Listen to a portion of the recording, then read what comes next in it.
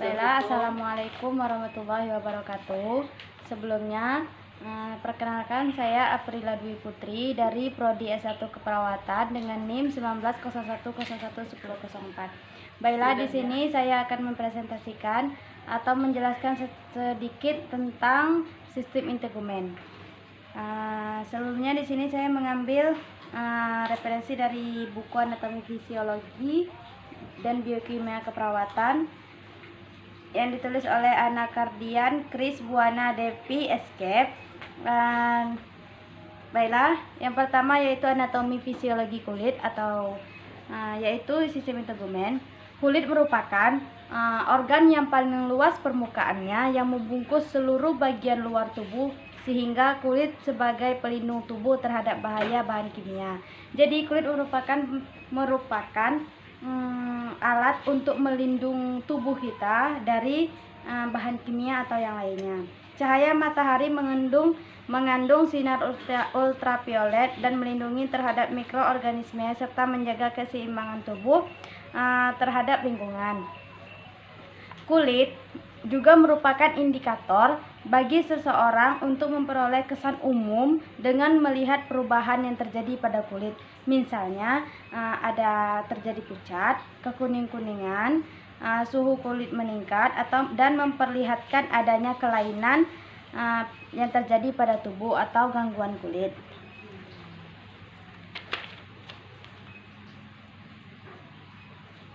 Selanjutnya bisa dilihat anatomi pada kulit ini. Anatomi kulit adalah lapisan atau jaringan yang menutupi seluruh tubuh dan melindungi tubuh dari bahaya yang datang dari luar. Kulit merupakan bagian tubuh yang perlu mendapatkan perhatian khusus untuk memperindah kecantikan. Selain itu, kulit dapat membantu menemukan penyakit yang diderita pasien. Kulit disebut integumen dan atau kutis yang tumbuh dari dua macam jaringan, yaitu jaringan epitel yang menumbuhkan lapisan epidermis dan kelenjar pengikat atau penunjang yang menumbuhkan lapisan dermis atau kulit dalam. Selanjutnya, kulit mempunyai susunan serabut saraf yang teranyam secara halus berguna untuk merasakan sentuhan atau sebagai alat raba, merupakan indikator untuk memperoleh kesan umum dengan melihat perubahan pada kulit. Masuk pengertian pertama yaitu lapisan kulit. Lapisan yang pertama yaitu ada epidermis atau kulit ari. Lapisan paling luar terdiri dari lapisan epitel gepeng. Unsur utamanya adalah sel-sel tanduk atau keratinosit dan sel melanosit. Lapisan epidermis tumbuh terus karena lapisan sel induk yang berada di lapisan bawah bermitosis terus-menerus. Sedangkan lapisan paling luar epidermis akan terkelupas atau gugur. Nah, di sini epidermis dibina oleh sel-sel epidermis, terutama serat-serat kolagen dan sedikit serat elastis. Selanjutnya yaitu lapisan permukaan dianggap sebagai akhir keaktifan sel yang terdiri dari 5 lapisan. Jadi epidermis atau kulit ari mempunyai 5 lapis. Yang pertama yaitu stratum corneum, yaitu lapisan ini terdiri atas banyak lapisan sel tanduk atau keratinasi, gepeng, kering dan tidak berinti. Sitoplasmanya diisi dengan sirat keratin. Makin keluar letak sel makin gepeng, seperti sisik lalu terkelupas dari tubuh. Yang kedua yaitu ada stratum lucidum, yaitu lapisan ini terdiri atas beberapa lapis sel yang sangat gepeng dan bening. Membran yang membatasi sel-sel tersebut sulit terlihat sehingga lapisannya secara keseluruhan seperti kesatuan yang bening. Yang ketiga yaitu stratum granulosum. Lapisan ini terdiri atas 2-3 lapisan sel poligonal yang agak gepeng dengan inti di tengahnya, dan sitoplasmanya berisi butiran atau granula keratohyalin atau gabungan keratin dan hialin. Lapisan ini bertujuan untuk menghalangi masuknya benda asing, kuman, dan bahan kimia untuk masuk ke dalam tubuh. Selanjutnya, yang keempat yaitu stratum spinosum. Lapisan ini terdiri atas banyak lapisan. Sel terbentuk kubus dan poligonal. Inti terdapat di tengah atau sitoplasmanya berisi berkas-berkas serat yang terpaut pada desmosom atau jembatan sel. Yang kelima yaitu ada stratum malpighi. Lapisan ini merupakan unsur-unsur lapis taju yang mempunyai susunan kimia yang khas. Inti bagian basal lapis taju mengandung kolesterol dan asam-asam amino. Yang kedua yaitu ada dermis atau kulit jangat. Ya, tadi kan kulit aris, sekarang kulit jangat. Batas dermis yang sukar ditentukan karena menyatu dengan lapisan subkutis atau hipodermis. Ketebalannya antara 0 atau antara 0,5 sampai 3 mm. Beberapa kali lebih tebal dari epidermis dan terbentuk dari komponen jaringan pengikat.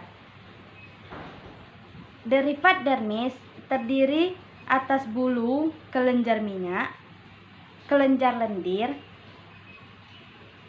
dan kelenjar keringat yang membenam jauh ke dalam dermis.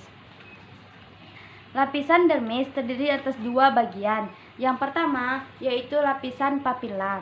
Lapisan ini mengandung lekuk-lekuk papila sehingga stratum malpighi juga ikut melekuk. Lapisan ini mengandung lapisan pengikat longgar yang membentuk lapisan bunga karang disebut dengan lapisan stratum spongiosum.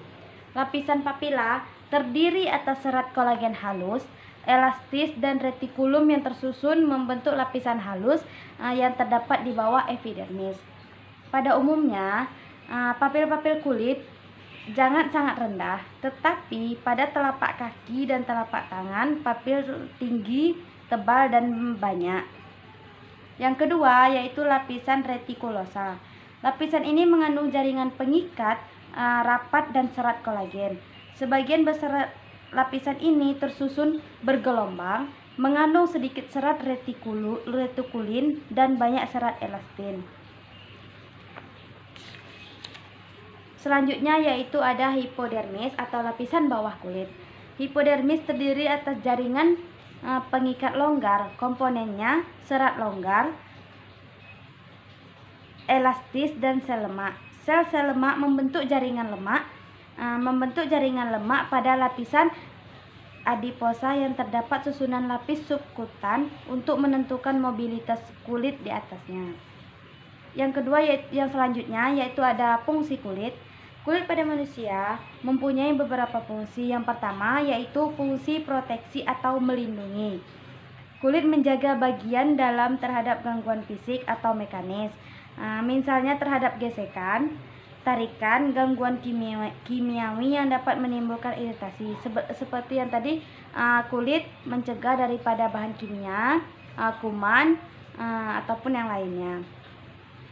Selanjutnya yaitu fungsi absorpsi atau menyerap. Kulit yang sehat tidak mudah menyerap air, larutan, dan benda padat, tetapi cairan yang mudah menguap lebih mudah diserap. Begitu juga yang larut dalam lemak. Permeabilitas kulit terhadap O2 dan CO2 dan uap air, kemungkinan kulit ikut mengambil bagian pada fungsi respirasi. Jadi kulit juga berfungsi untuk menyerap CO2 maupun O2. Selanjutnya, fungsi kulit sebagai pengatur panas atau regulasi. Suhu tubuh tetap stabil meskipun terjadi perubahan suhu lingkungan. Hal ini karena adanya penyesuaian antara panas yang dihasilkan oleh pusat pengaturan panas, medula oblongata. Suhu normal dalam tubuh yaitu suhu visceral 36 sampai 37,5 derajat Celcius. Selanjutnya yaitu fungsi ekskresi. Kelenjar-kelenjar kulit mengeluarkan zat-zat yang tidak berguna lagi atau zat sisa metabolisme dalam tubuh berupa NaCl, urea, asam urat, dan amonia. Dalam sekresi ini juga bisa kulit bisa mengeluarkan seperti keringat dan lain-lainnya. Selanjutnya yaitu fungsi persepsi. Kulit mengandung ujung-ujung saraf sensori di dermis dan subkutis. Respon terhadap rangsangan panas diperankan oleh dermis dan subkutis. Selanjutnya fungsi pembentukan pigmen. Sel pembentukan pigmen atau melanosit terletak pada lapisan basal dan sel ini berasal dari rigi saraf. Melanosit membentuk warna kulit.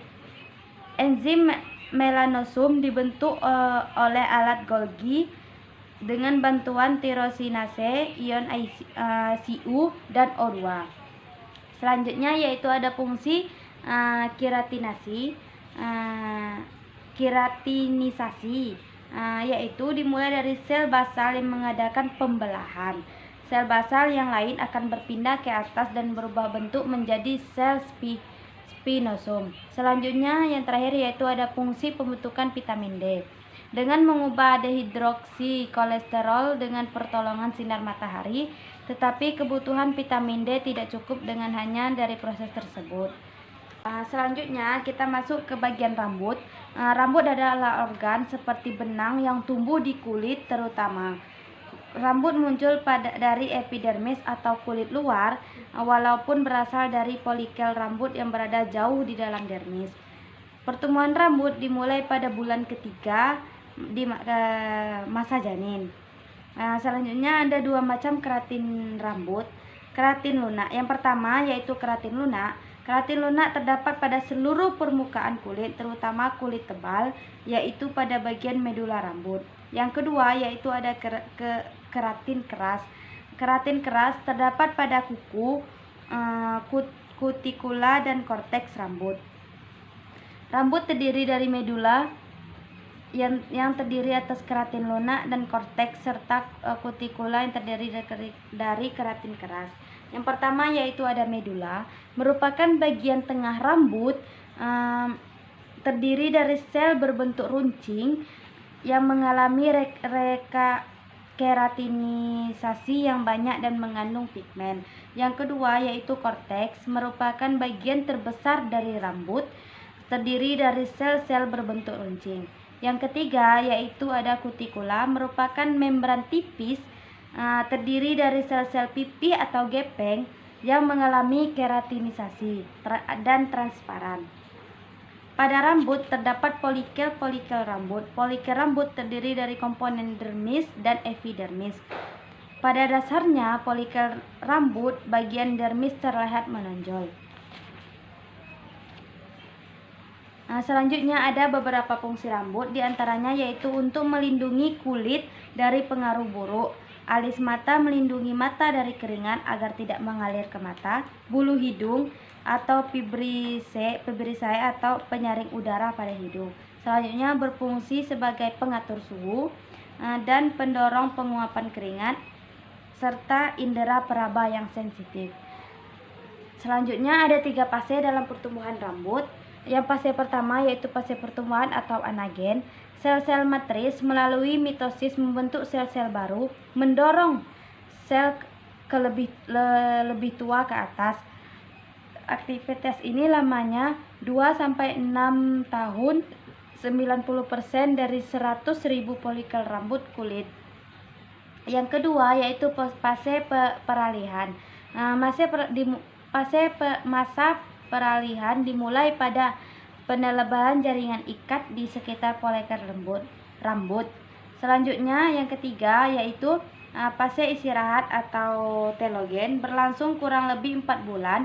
Rambut mengalami kerontokan, 50-100 lembar rambut rontok dalam tiap harinya. Selanjutnya masuk ke bagian kuku. Kuku tumbuh dari sel mirip gel lembut yang mati, mengeras, dan kemudian terbentuk saat mulai tumbuh dari ujung jari. Nutrisi yang baik. Pada kulit di bawah kuku terdapat banyak pembuluh kapiler yang memiliki suplai darah kuat sehingga menimbulkan warna kemerah-merahan. Kuku adalah bagian terminal lapisan tanduk yang menebal. Bagian kuku terdiri dari di sini ada bagian-bagian kuku, yaitu yang pertama yaitu matris kuku, merupakan pembentuk jaringan kuku yang baru. Selanjutnya dinding kuku.